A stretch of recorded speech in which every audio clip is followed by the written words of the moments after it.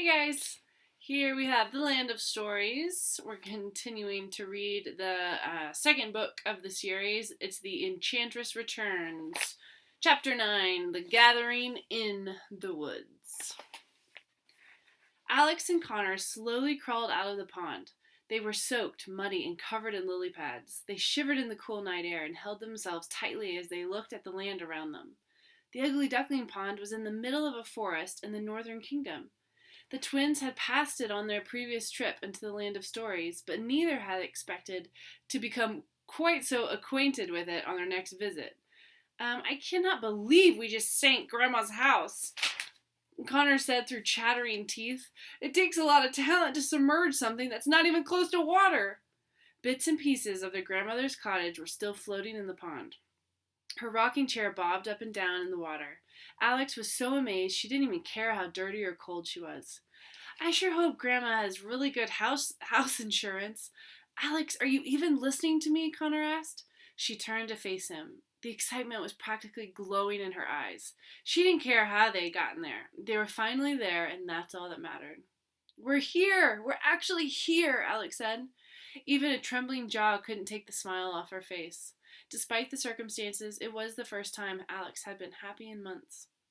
Congratulations, you've managed to successfully and dangerously transport us into the fairy tale world again, Connor said with a smile of his own.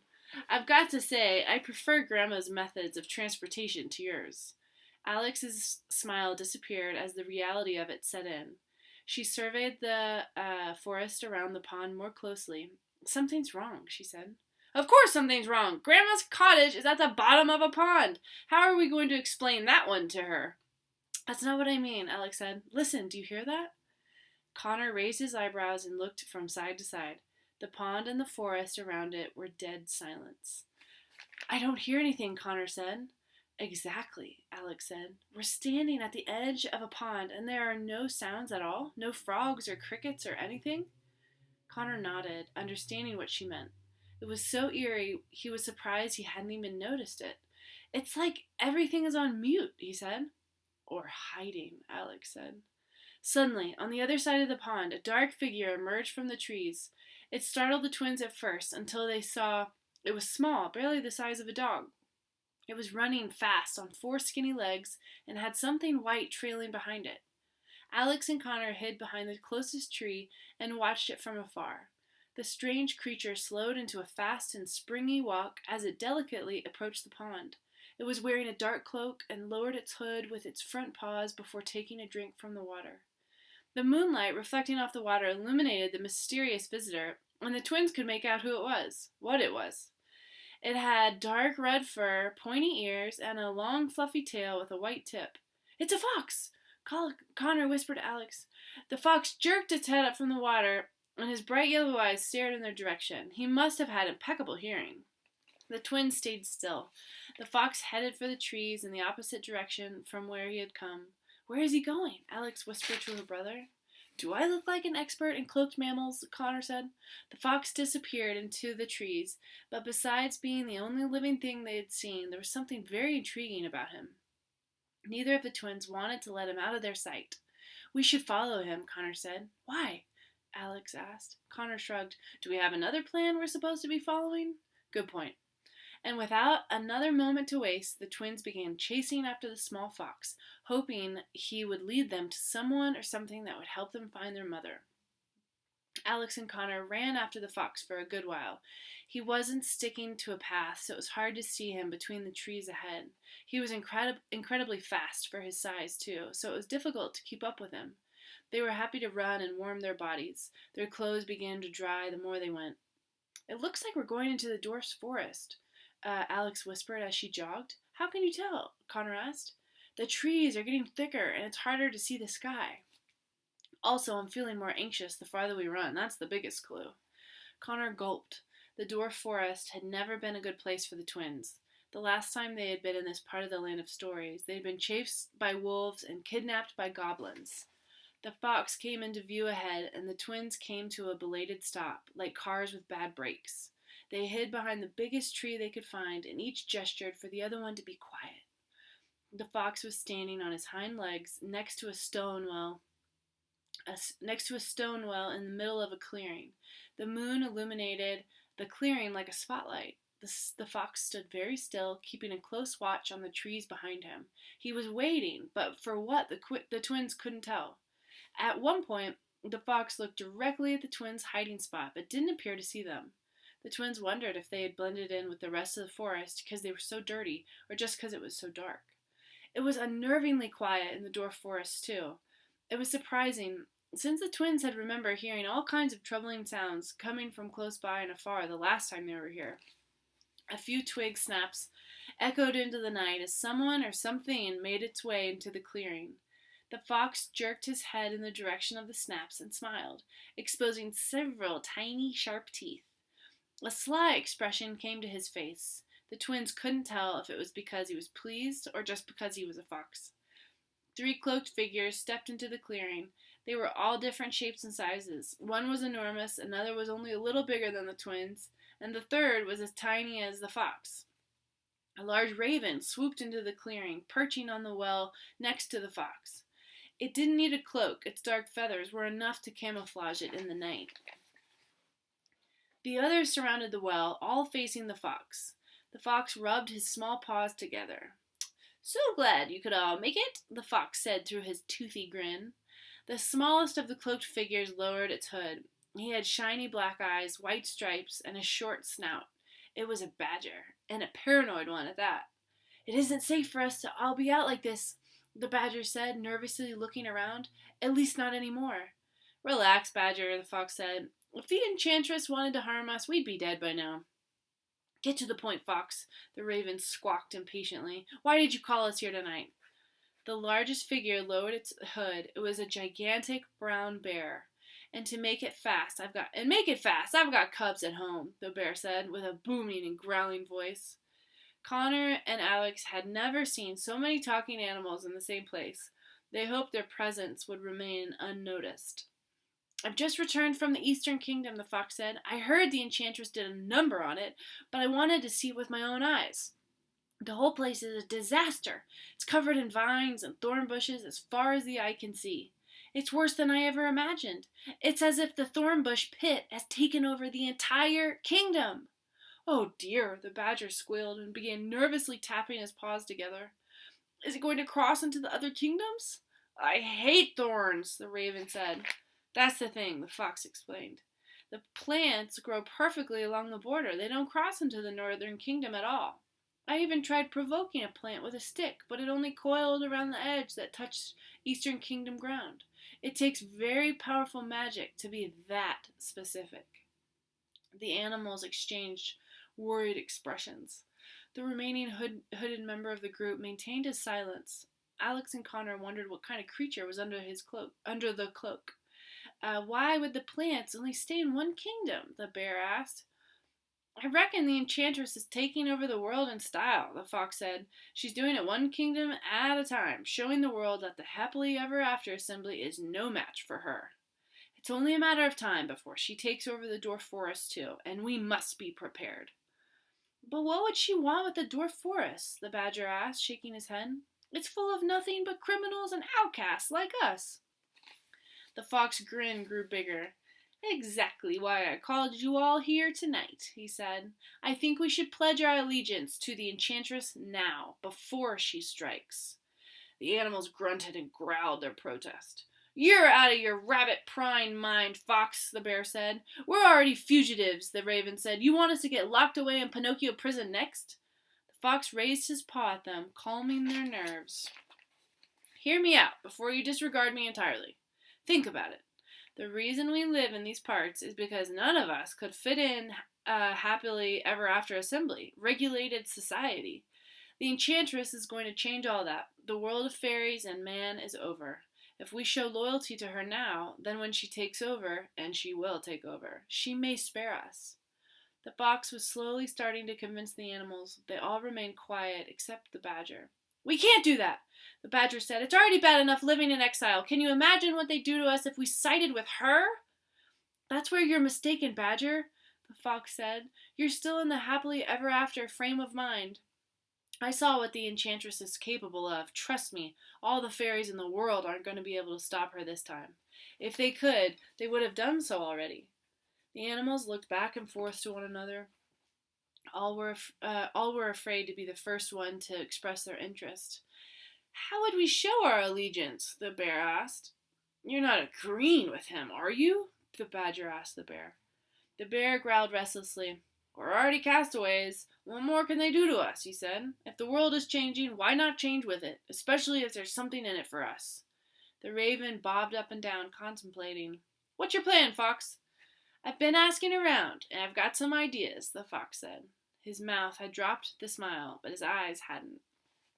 What about you? The raven squawked in the direction of the unidentified creature.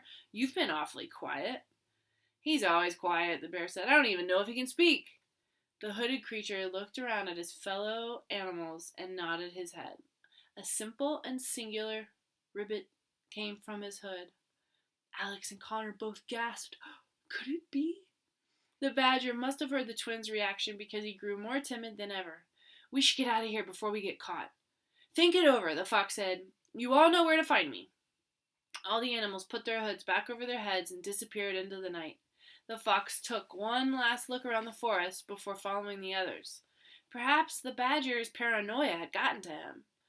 The twins knew they wanted to follow the mysterious hooded creature. They made sure the other animals were a safe distance away, and then they bolted through the forest after their new target.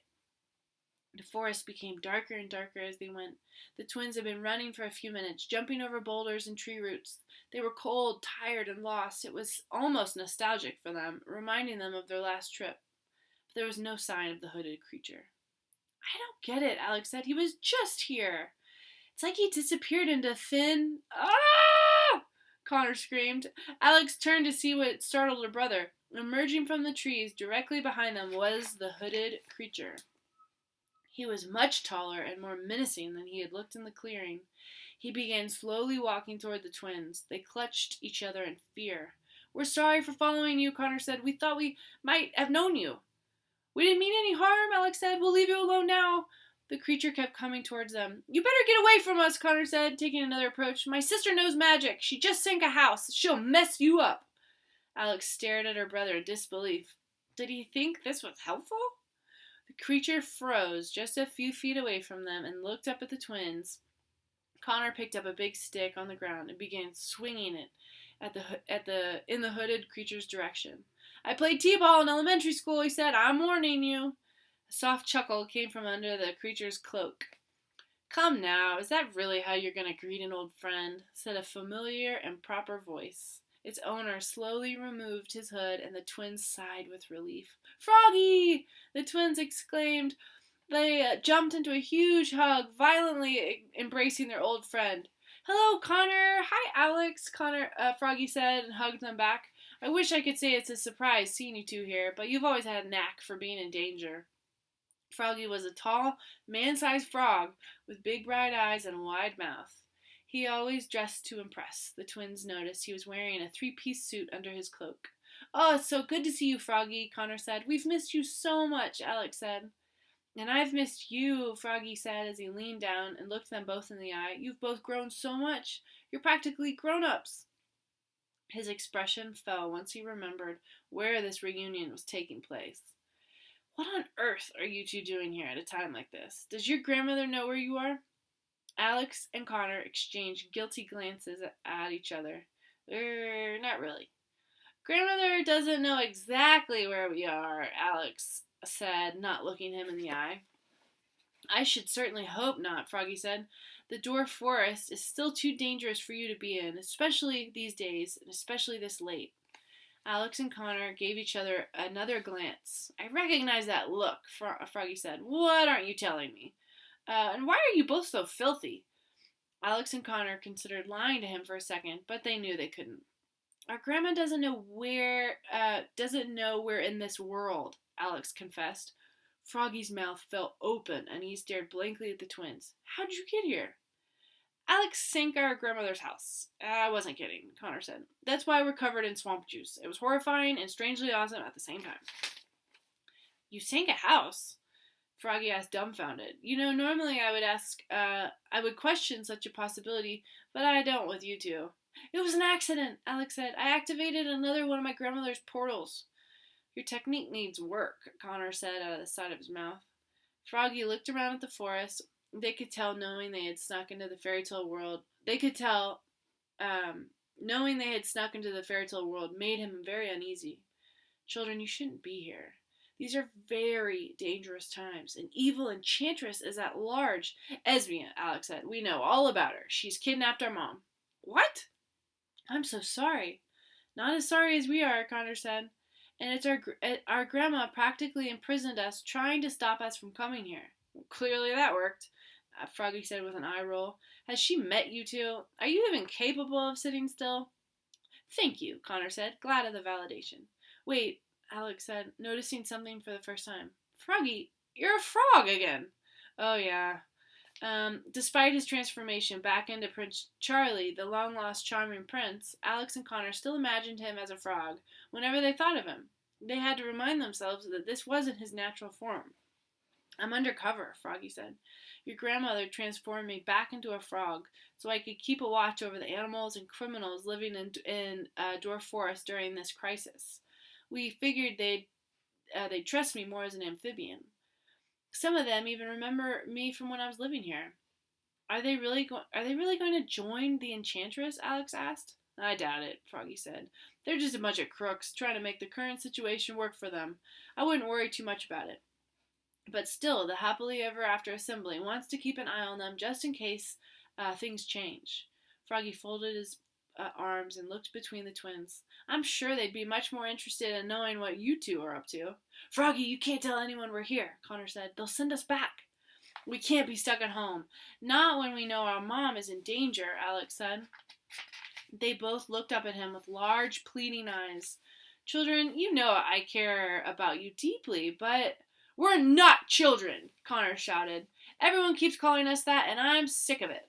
We shouldn't have to prove ourselves after everything we've been through already. It's not like we're a couple of irresponsible kids sneaking into a party. We're two young adults trying to save our mother's life. You can tell our grandmother if you have to, Alex said. She can lock us up at home if she wants, but we'll just keep finding ways to get back here until our mom is safe. We have to find her, Froggy, Connor said. We already lost our dad. We can't lose our mom. We're not going to stop until we save her.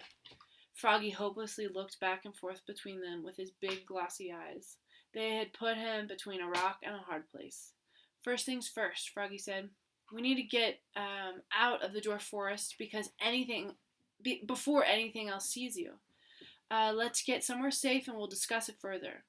Alex and Connor nodded, but they already knew there wouldn't be anything to discuss. His loyalty to them was much stronger than it was to their grandmother. He was their friend before he was her subject. Froggy placed his cloak over the twins and led them safely through the forest. Alex and Connor were so relieved to have miraculously made contact with an ally so soon, but they knew the worst was yet to come in the uncertain days ahead. Chapter 10's up next. See you then.